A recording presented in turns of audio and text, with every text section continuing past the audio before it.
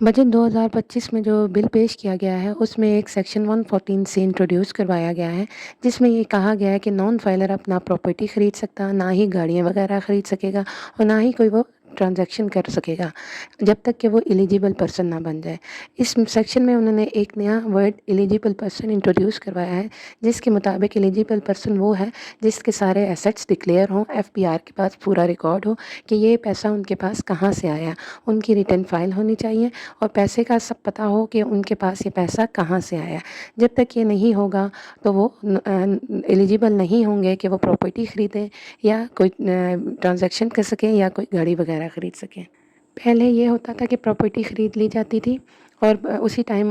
उसको non filer को late filer करके तो 6% टैक्स पे उसके नाम पे प्रॉपर्टी कर दी जाती थी, लेकिन उसकी कोई रिटर्न वगैरह बाद में फ़ाइल नहीं की जाती थी। लेकिन अब 1 जुलाई से जो इम्प्लीमेंट होगा उसमें गवर्नमेंट ने ये कहा है कि जब तक एक सर्टिफिकेट इशू नहीं हो जाता, जो लेट फाइलर हैं उनको एक सर्टिफिकेट इशू करना पड़ेगा, जो एफबीआर से होगा इशू, एफबीआर देगा। उसमें ये लिखा होगा कि इनकी कमाई कहाँ से आई है। जब तक कि वो ये क्लियर नहीं कर देंगे कि ये उनकी कमाई है और कहाँ से आई है, तब तक वो प्रॉपर्टी ख़रीदने के काबिल नहीं होंगे।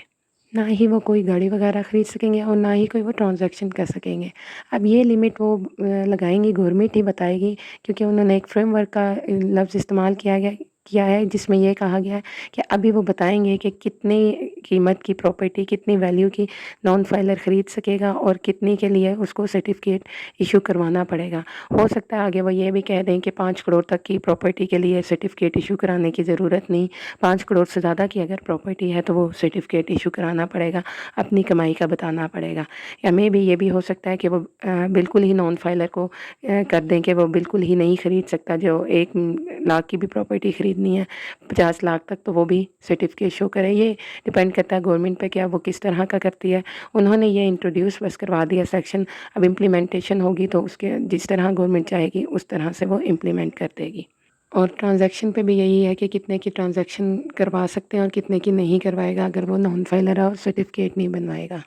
इस सेक्शन के मुताबिक उन्होंने नॉन फाइलर का रहना और मुश्किल कर दिया है, इसलिए सारों को फाइलर होना पड़ेगा अगर वो प्रॉपर्टी ख़रीदना चाहते हैं या गाड़ी ख़रीदना चाहते हैं, और प्रॉपर उन्हें रिटर्न फाइल करनी पड़ेगी।